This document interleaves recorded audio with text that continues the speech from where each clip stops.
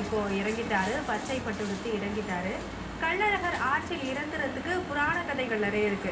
சொல்லப்போனா தன்னோட தங்கை மீனாட்சிக்கும் சுந்தரேஸ்வரருக்கும் கல்யாணம்னு கேள்விப்பட்டு கிளம்பி தாமதமா வந்ததுனால பார்க்க முடியாம கோச்சிக்கிட்டு ஆத்துல இறங்குறாரு அப்படின்னு சொல்றாங்க. இன்னொரு பக்கம் சுதபஸ் அப்படின்ற முனிவருக்கு சாப விமோச்சனம் கொடுப்பதற்காகவும் ஆற்றில் இறங்குறாரு. இப்படி பல புராண கதைகள் இருக்கு. இதோட சரித்திர பின்னணி ரொம்ப சரியான ஒரு கேள்வி கேட்டீங்க. நிறைய பேருக்கு இருக்கக்கூடியதான ஒரு ஐயம் அல்லது ஆர்வம் வந்து பார்த்தீங்கன்னா, எப்படி அந்த வைகை ஆற்றிலே இறங்குவதற்காக 15 கிலோமீட்டர் 15 மைல் அல்லது 15 கிலோமீட்டர் கூட சொல்லலாம், அவ்வளோ தூரத்திலிருந்து அழகர் வருகிறாரே, அந்த அழகர் மலையிலிருந்து மதுரையை நோக்கி வருகிறாரே, இந்த வைபவம் எதனால் நிகழ்ந்தது என்று எண்ணி பார்த்தால் இதற்கு பின்னால் மிகப்பெரிய ஒரு சரித்திர பின்னணி இருக்கிறது.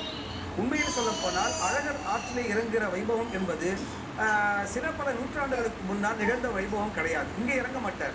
வண்டியூர் என்று சொல்லக்கூடிய அந்த பகுதியில் இருக்கக்கூடிய இடத்துல தான் அழகர் ஆற்றிலே இறங்குகிற வைபவம் நிகழ்ந்து கொண்டிருந்தது. எதற்காக வென்றால், அங்கே மண்டூர மகரிஷி என்று சொல்லக்கூடியதான சுமத மகரிஷிக்கு அவர் சாப விமோச்சனம் தருகிறார். அந்த மகரிஷிக்கு சாப விமோச்சனம் தருகிற நிகழ்வு என்பதுதான் சித்திரை திருநாளிலே 10 நாட்கள் நடைபெறக்கூடிய அந்த அழகருடைய பிரம்மோற்சவ நிகழ்விலே அது ஒரு நிகழ்வாக நடைபெறும். அதே சமயத்திலே தான் இங்கே மதுரையிலே மீனாட்சியினுடைய அந்த பிரம்மோற்சவ நிகழ்வு நடைபெறும். ஆக இங்கே ஒரு 10 நாள் நிகழ்வு, அங்கே ஒரு 10 நாள் நிகழ்வு நடைபெறும். மதுரை என்று சொன்னாலே திருவிழாக்களுக்கு அளவே கிடையாது. அத்தனை கோயில்கள் இருக்கின்றன. கோயில் நகரம் என்று காஞ்சிபுரத்தை சொல்வார்கள், அதே போல மதுரையை சொல்வார்கள். அந்த கோயில் நகரமாக தூங்கா நகரம். எதனால் அது தூங்கா நகரம் என்றால், விடிய விடிய மக்கள் இந்த இருக்கக்கூடிய அத்தனை கோயில்களிலேயும் சுற்றி வந்து இந்த உற்சவங்களை எல்லாம் அவர் கொண்டாடுவார்கள்.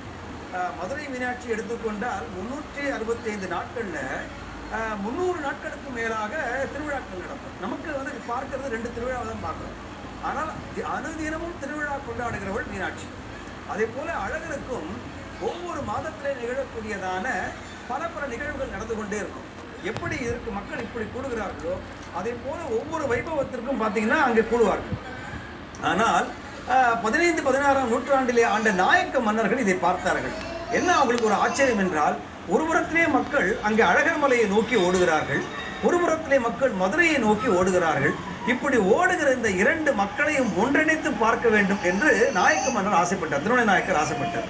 அவர் ஆசைப்பட்ட போது அவர் என்ன செய்தார், இன்னொரு சிறப்பு பார்த்தீங்கன்னு வச்சுக்கோங்களேன், இந்த இறைவனை தாங்கி செல்லுகின்ற அந்த மக்கள் இருக்கிறாங்க பாருங்க, அவர்கள் இந்த அவர்களுக்குன்னு ஊர் இருக்கும். அந்த ஊர் மக்கள் தான் அந்த இறைவனை தங்களுடைய தோளிலே சுமந்து கொண்டு செல்வார்கள். அந்த உரிமை அவர்கள் விட்டுக் கொடுக்க மாட்டார்கள். ரொம்ப ஆச்சரியம் அதெல்லாம். இன்றைய நாளிலேயும் சரி, இத்தனை பரம்பரையாக இறைவனை தோளிலே தாங்கி கொண்டு தோடுக்கு இனியான் என்று சொல்லுவார்கள். அந்த கட்டை இருக்கு பாருங்க, அதுக்கு தோடுக்கு இனியான் என்று பெயர். அப்படி தாங்கி கொண்டு இருந்த தோடுக்கினியால் இருக்கக்கூடிய மக்கள் மதுரைக்கென்று சில பேர் இருப்பார்கள், இங்கே அழகருக்கென்று சில பேர் இருப்பார்கள். இவர்கள் எல்லாம் ஒன்று சேர்ந்து இறைவனை தோளிலே தாங்குவதை எப்படி பெருமையாக நினைக்கிறார்களோ அதே போல மக்களுடைய பிரிவு, இந்த பக்கம் ஒரு கூட்டம் போகும், அந்த பக்கம் ஒரு கூட்டம் போகும். இதை பார்த்த நாயக்க மன்னருக்கு ஒரு ஆசை வந்தது.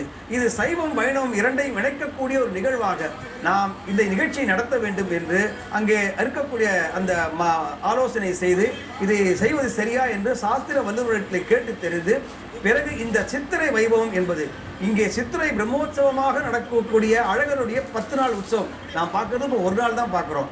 ஆனால் 10 நாள் உற்சவமாக இது நடைபெறுகிறது. தசாவதார நிகழ்ச்சி இது முடிந்த பிறகு நாளைக்கு நடக்கும். அதே போல அழகருக்கு 3 நாள் பிரம்மோற்சவ நிகழ்ச்சி ஆரம்பித்து விட்டது ஏற்கனவே. இங்கே மதுரையிலே எப்படி திருத்தேர் நடக்கிற பார்த்தீங்கன்னா, அப்போ என்ன ஆகுமா, திருத்தேருக்கு வருகிற கூட்டம் ஒரு பகுதியாகவும் அழகரை பார்க்க வேண்டும் என்று ஒரு கூட்டம் போகுமா. அப்போ நாயக்க மன்னர் நினைத்தார், இவை இரண்டையும் ஒரு சேர பார்த்தால் சைவமும் வைணவமும் இணைந்து நடக்கக்கூடிய காட்சி எப்படி இருக்கும்னு அவருக்கு ஒரு ஆசை வந்துதான். அந்த ஆசையை வல்லுநரிடத்தை கேட்கிறார், ஜோதிடத்தில் கேட்கிறார், இவர் பண்ணலாமா சரியா என்று. சிவபெருமானும் மீனாட்சியும் அதை போலவே அழகரும் நாங்கள் இணைந்து வருகின்றோம் என்று அவர்களுக்கு தெய்வ வாக்கு கொடுத்தார்.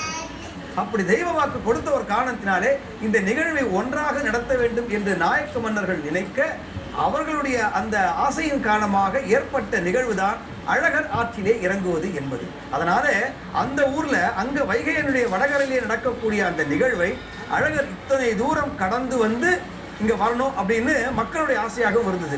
நம்ம இன்னைக்கு ஜல்லிக்கட்டு பார்ப்போம் இல்லையா, ஏன் நான் சொன்ன பாருங்க, இந்த மலைக்கு பெயரே மாடு சொரூபமாக இருக்கிறது.